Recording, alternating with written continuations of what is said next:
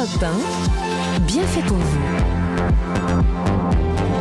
Mélanie Gomez, Julia Vignali. Alors, pour en prendre soin de la prostate ce matin, on a fait appel à deux spécialistes du sujet. Ils sont co-auteurs du livre « Je gâte ma prostate », un guide pratique des aliments pour une prostate en bonne santé, paru chez Flammarion. Bonjour, docteur Karim Ferri. Bonjour, docteur Kaina Oussedik. Bonjour. Alors, vous êtes l'un chirurgien urologue et l'autre biochimiste alimentaire. On va d'abord bien situer les choses. Rappelez-nous, docteur Ferri, où elle se trouve cette prostate. Alors, c'est une petite glande qui est nichée au fond du pelvis, juste en dessous de la vessie, qui pose certains problèmes quand on avance dans l'âge, notamment elle grossit, et c'est ce qui fait que les hommes se réveillent la nuit, ils ont envie de faire pipi tout le temps, et parfois ils sont même bloqués. C'est aussi la glande qui permet d'évacuer le liquide séminal, les spermatozoïdes qui se mélangent et qui provoquent le sperme lors de l'orgasme. Bon, on est d'accord, les femmes n'en ont pas, là-dessus on est d'accord, et donc c'est une émission qui intéressera plutôt les hommes ou leurs épouses qui nous écoutent, parce Très que important. voilà, la cuisine aussi, puisqu'on va parler d'alimentation, surtout ça concerne tout le monde. Alors on sait que la prostate, elle peut grossir au cours de la vie des hommes, mais si on a une trop grosse prostate, je crois que c'est même un phénomène naturel, le fait qu'elle grossisse, qu'elle vieillisse. Est-ce que c'est vraiment toujours grave d'avoir une prostate un peu grosse ? Pas du tout. On peut très bien avoir une prostate un petit peu grosse ou même petite et entraîner beaucoup de symptômes urinaires, comme on peut avoir une très très grosse prostate. Moi j'ai des patients qui ont des prostates, on mesure ça en grammes en fait. Une prostate normale c'est 30 grammes et j'ai des patients qui ont des prostates de 200 grammes et qui ne sont pas gênés du tout. Ah ouais. Parce qu'en fait elles ne compriment pas le canal de l'urètre qui en permet l'évacuation de l'urine et donc ils n'ont aucun symptôme sauf qu'ils ont une grosse prostate. Si elle grossit de façon harmonieuse, on va dire entre guillemets, Voilà. sans gêner le canal urinaire, Il y a tout se pas de passe bien problème. en général. Et D'accord. alors, si je comprends bien, une prostate un peu grosse, c'est pas forcément du tout un cancer. Pas du tout. Alors, c'est deux pathologies totalement différentes. Dans le livre, on a essayé de l'expliquer dans les premiers chapitres, ce qu'est la prostate et les différentes pathologies qui peuvent accompagner cette petite glande. La première, c'est ce qu'on appelle l'hypertrophie de la prostate, c'est quand elle grossit et qui peut entraîner parfois des gènes urinaires. Et l'autre maladie, c'est le cancer de la prostate, qui souvent ne donne pas de symptômes.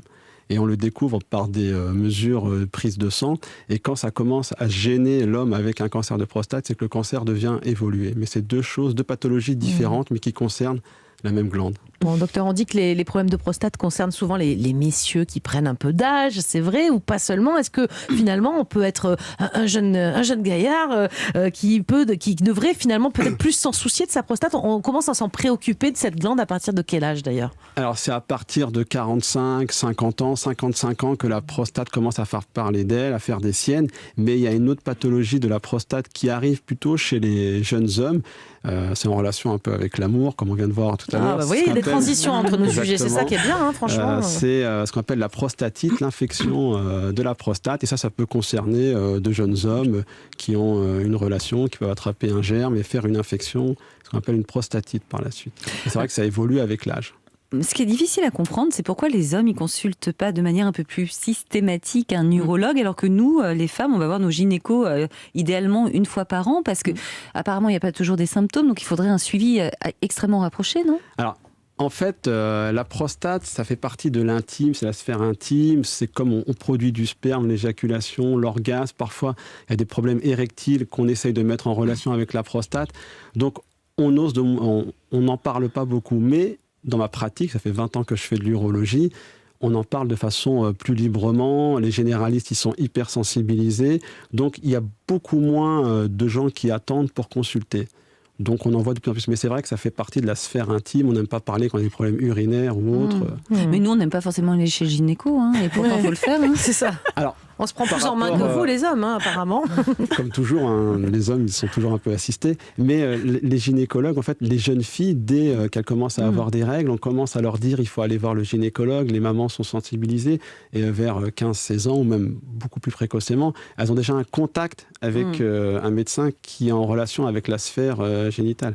Les urologues, c'est beaucoup plus compliqué. Les gens commencent à en parler à 45-50 ans. Donc il faut... Est-ce que quand il y a... Bon là j'imagine qu'ils consultent peut-être plus facilement ces messieurs, mais quand il y a un problème d'érection par exemple chez les hommes, est-ce que là justement ça pourrait éventuellement venir d'un problème de prostate? Parce que vous avez parlé de problèmes urinaires qui en général sont les premiers symptômes qui nous font dire tiens il faut peut-être que j'aille voir un urologue, enfin qui nous font dire à ces messieurs en tout cas. Mais est-ce que justement un problème d'érection ça peut être signe qu'il faut aller regarder de ce côté-là?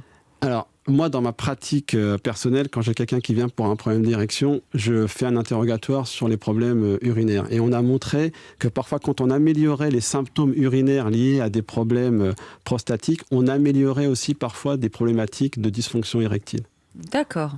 On parle de la prostate parfois aussi comme une zone érogène. Du coup, est-ce que le fameux point P existe ? Alors j'en parle d'un petit chapitre dans le livre. En fait, le point P correspond au massage de la prostate. En fait, quand vous faites un toucher rectal, quand vous introduisez votre doigt dans le rectum et vous sentez la prostate, le fait de la masser provoque l'éjaculation et donc un orgasme.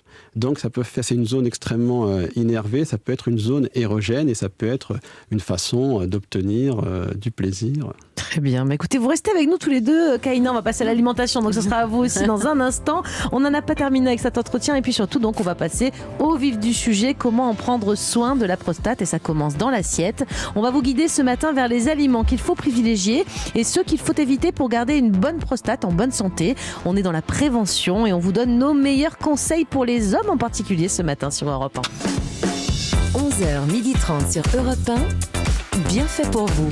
Julia Vignali et Mélanie Gomez. Vous êtes sur Europe 1 et c'est Bien fait pour vous, votre émission dans laquelle on prend soin de votre santé et surtout de celle de ces messieurs aujourd'hui, puisqu'on parle de la prostate et de comment éviter les problèmes médicaux la concernant en adoptant la bonne alimentation et puis de celle de vos proches, puisque vous avez le droit d'avoir une prostate à côté de vous dont vous avez envie de prendre soin également.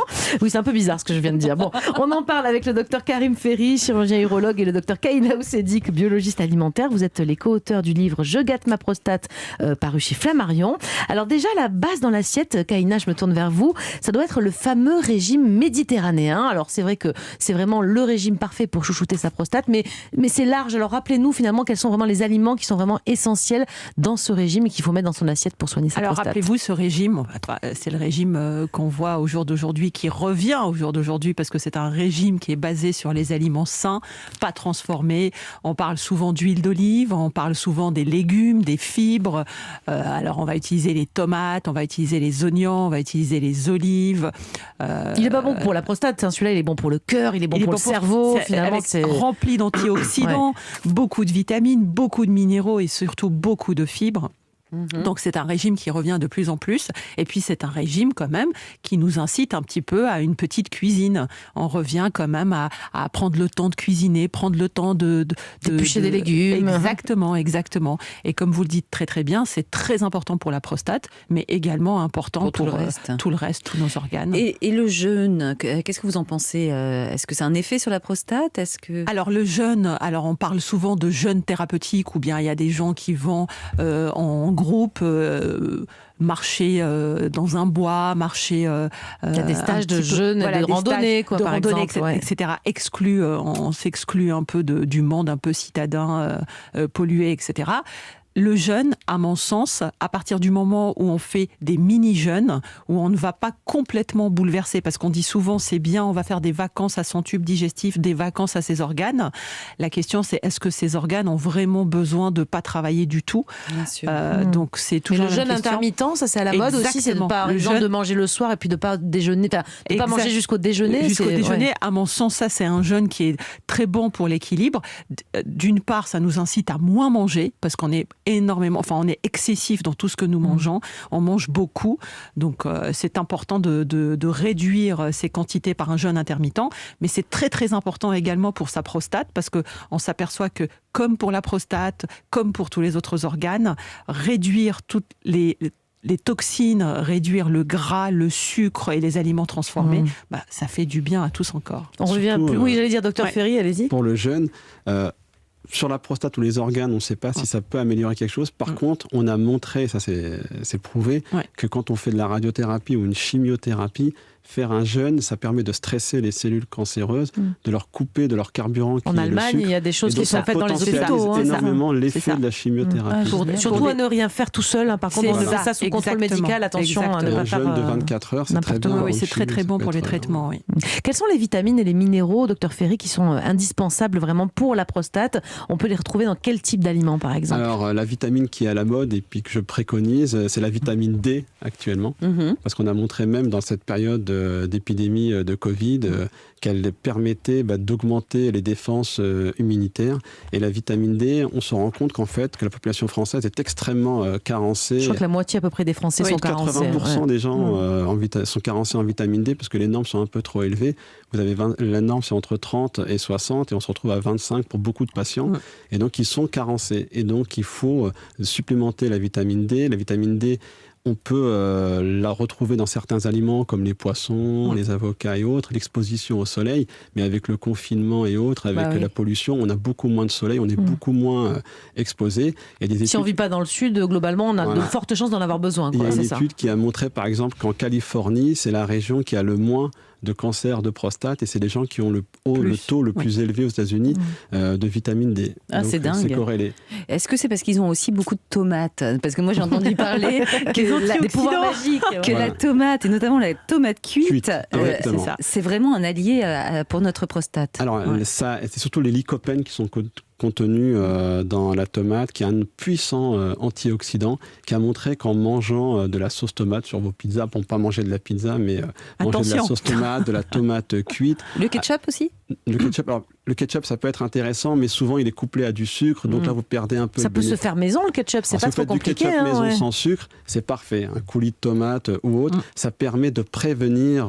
Il faudra en manger tous les jours, quoi, presque. Exactement, il faut manger 2 à 3 portions par jour. Ça permet de prévenir le cancer de la prostate. Dans le livre, je dois juste préciser une chose.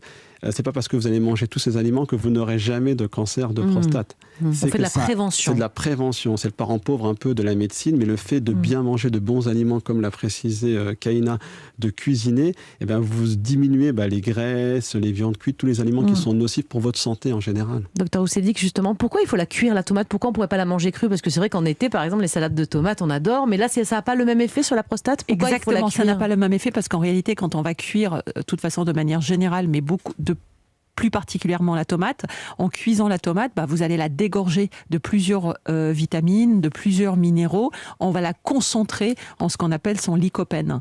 Donc la cuisson de la tomate va faire qu'elle va être beaucoup plus concentrée, étant donné qu'on va dégorger d'eau et on va tout enlever, elle va se concentrer en cette molécule qui devient vraiment, et qui est très intéressante et qu'on retrouve dans d'autres aliments.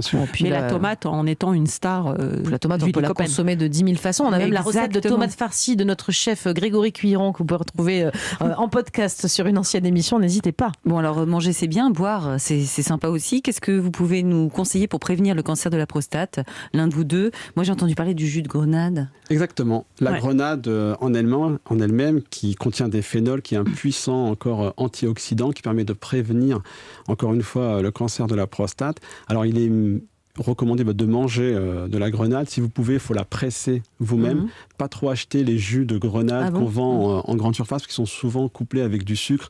Et le sucre, c'est l'ennemi de tous les cancers, de la vie en général, pour le cœur et pour toutes les pathologies cardiovasculaires. Donc prendre un jus de grenade par jour. Fait maison, exactement. Si possible. Ou sinon manger sa grenade. Ça permet de diminuer le taux de PSA. Qui est l'hormone qui permet de prévenir, de voir s'il y a un cancer ou pas. Et ça permet, dans certaines études épidémiologiques, de prévenir le cancer de prostate, de diminuer le risque de 20 à 30%. Bon, on a compris, un régime méditerranéen, des légumes, des oléagineux, des tomates, des fruits, tout ça c'est important, de la grenade bien sûr. Et qu'est-ce qu'il faut éviter? Alors on va passer justement aux ennemis de la prostate. Selon vous, la viande rouge notamment, ou est-ce que c'est toutes les viandes d'ailleurs, c'est à limiter en tout cas? Non.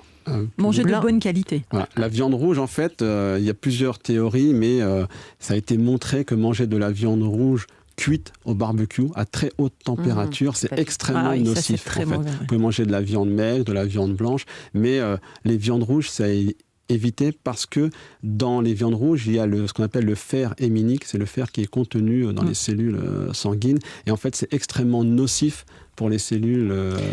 C'est surtout notre manière de cuire la viande rouge. Alors comment on la cuit la viande rouge dans l'idéal? Alors on n'en mange pas trop souvent, on a compris, elle est un repas sur 2 ou un repas sur 3, et comment on la cuit dans l'idéal? Alors il y en a autrefois qui la cuisaient en mijotant. donc avec des légumes, etc. Donc on évitait le côté grillé. Allez, un bon bœuf bourguignon, ça va.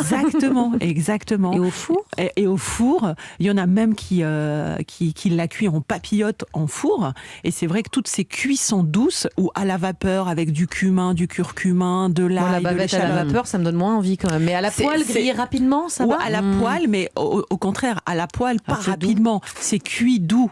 Il faut pas qu'il y ait ce côté grillé, brûlé, c'est ce qu'on qui aime, fait que justement, ça devient dommage. toxique. Oui, mais ça enflamme tout. Exactement, ça enflamme la tout. graisse, le noir, tout ce qui est carbonisé sur la viande, c'est extrêmement nocif. On ne sait pas l'émission, mais il paraît que même pour l'endométriose, c'est très mauvais. Ouais.